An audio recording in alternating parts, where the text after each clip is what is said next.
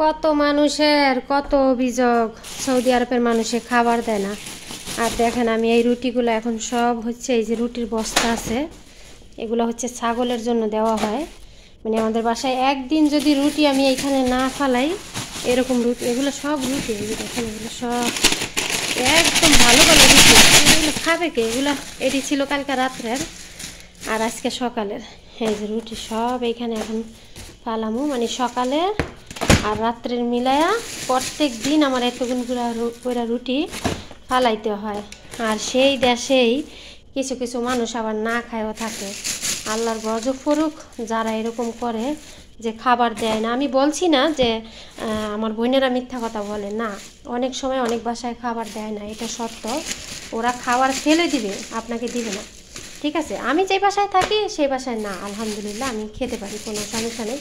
খাবার নিয়ে মিথ্যা কথা বললে তো কোনো লাভ নাই, আমার মরতে হবে, তাই না? তো অনেক বাসায় হচ্ছে খাবার দিতে চায় না, ভাবে যে কাজের মেয়েরা মোটা হয়ে গেলে কাজ করতে পারবে না, ঠিক আছে।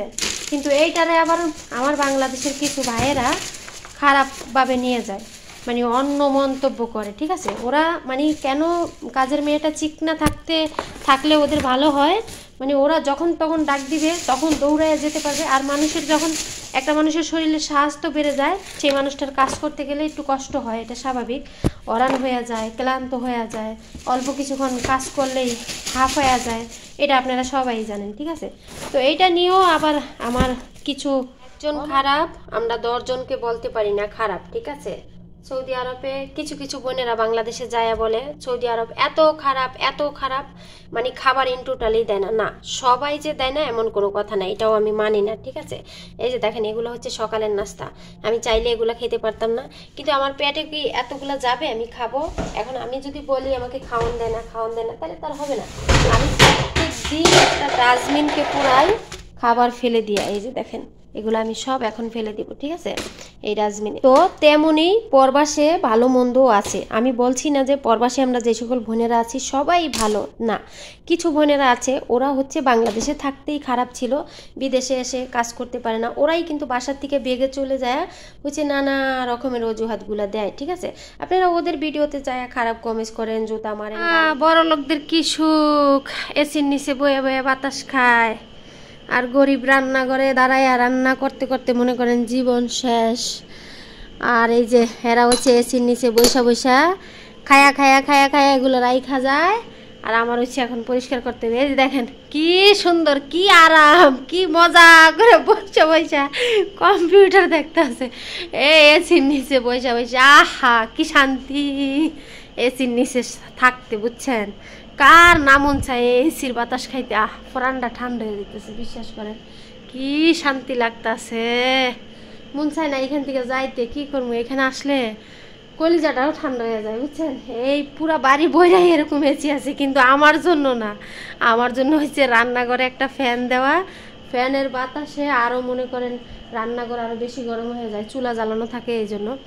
আর যখন আমি এইখানে আসি এই রুমগুলো পরিষ্কার করতে, এখান থেকে আমার যাইতে ইচ্ছা করে না, গইছই করে এইখানে রুম পরিষ্কার করি, বুঝছেন। একটু লেট করে যাই, শরীরটা একটু ঠান্ডা করে। এই যে এখন কিন্তু আমি এসির গোড়ায় দাঁড়ায় আছি, এসি নিচে বাতাস, কি সুন্দর বাতাস, কার না ইচ্ছা করে এরকম বাতাস খেতে।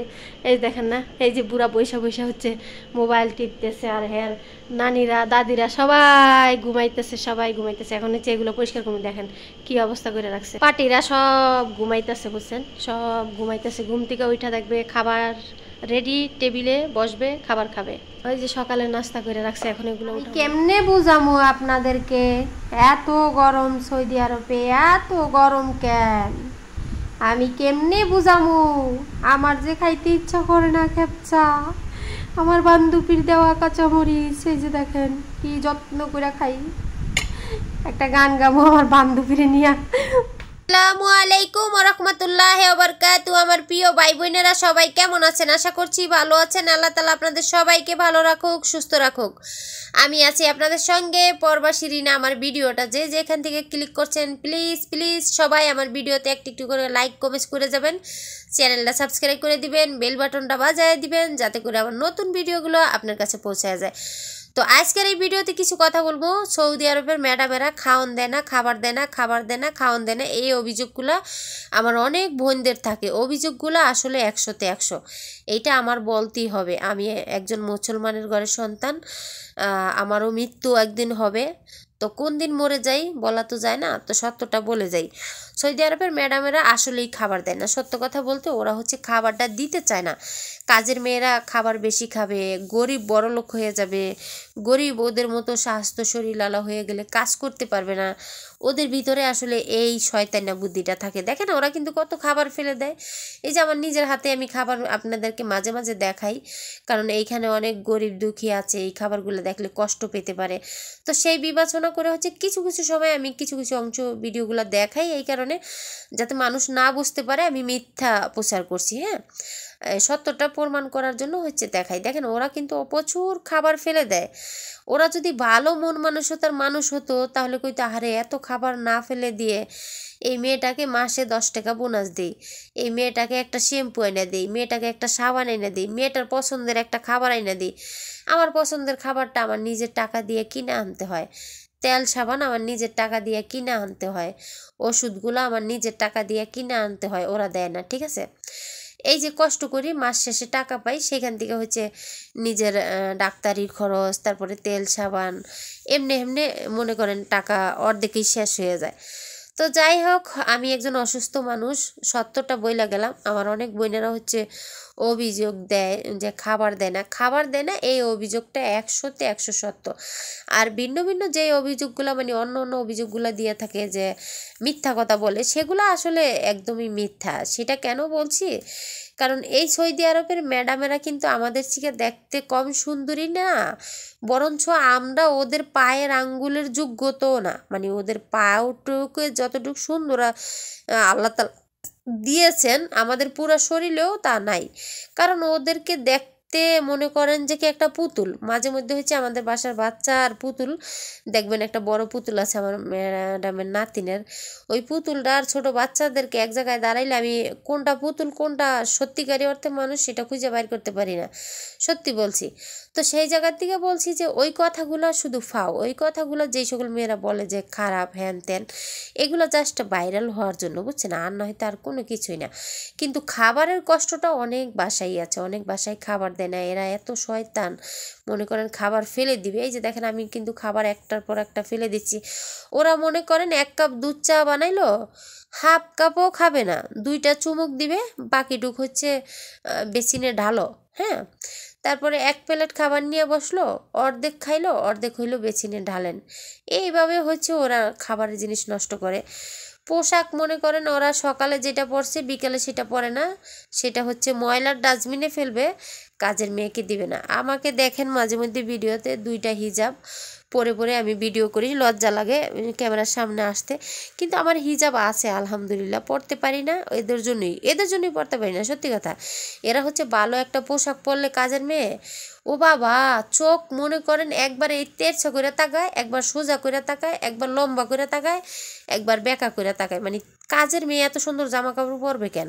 কাজের মেয়ে সবসময় কাজের মেয়ের মতো থাকবো। তো আল্লাহরে বলি, আল্লাহ আপনি এই গরিব দুঃখী গরিব ধনী 2টা পার্থক্য কেন করে দুনিয়াতে পাঠাইলেন? সবাই এক সমান পাঠাইতেন। এই কথা বললে কি আমার আল্লাহ আমার ডাক শুনবে? আল্লাহর যেটা ভালো হয়েছে সেটাই তো করছে, তাই না? তো যাই হোক, দুঃখ কইরা কোনো লাভ নাই। যে সকল বোনেরা আসছেন পরবাসে, ধৈর্য সহ্য কইরা হচ্ছে 2 বছর কইরা থেকে চলে যান। হ্যাঁ, যে না থাকতে পারেন, আর যে থাকতে পারেন তো থাকতে পারেন, যার একটু কপাল ভালো। দেখা গেছে আমিও একটা সময় এই বাসায় প্রচণ্ড কষ্টে ছিলাম। হ্যাঁ, কষ্টে ছিলাম। আমার কিন্তু এমনি এমনি সুখ আইসা পড়ে না। এখন তো একটু নিজে রান্না করে খাইতে পারি। একটা সময় 1 গ্লাস পানিও দইরা খাইতে পারিনি, একজনে দিয়েছে তারপরে আমি খেয়েছি, এরকমও একটা অবস্থা ছিল। তো সব দিন মানুষের এক সমান যায় না, এই বিশ্বাসটা রাখবেন নিজের উপরে, তাহলেই হয়তো কোনো একদিন সফল হইতে পারবেন। এই যে কত রুটি আমি এগুলো সব হচ্ছে ফেলে দিচ্ছি, এই রুটিগুলো হচ্ছে ছাগলের পেটে যাবে। মানুষ রুটি খেতে পায় না, আর এইখানে ছাগলের জন্য প্রত্যেক দিন এইভাবে বস্তা ভরা লাগে। তো আজকের ভিডিওটা এই পর্যন্তই রইল। সবাই ভালো থাকবেন, সুস্থ থাকবেন। আমার কথায় কাজে যদি কোনো ভুলভ্রান্তি থাকে সবাই ক্ষমার দৃষ্টিকে দেখবেন। আমি আসলে কাজ কতটুকু দেখাই না দেখাই সেটা জানি না, তবে আমি আমার মনের কথাগুলো এইখানে বলে মনটাকে একটু হালকা করি। দূর দেশে থাকি, সত্যি কথা। আর যদি কোনো দিন সফল হইতে পারি, নিজের স্বপ্ন যেটা সেটা যদি পূরণ হয়ে যায় আল্লাহ তাল্লার তরফ থেকে, তাহলে তো মনে করবো যে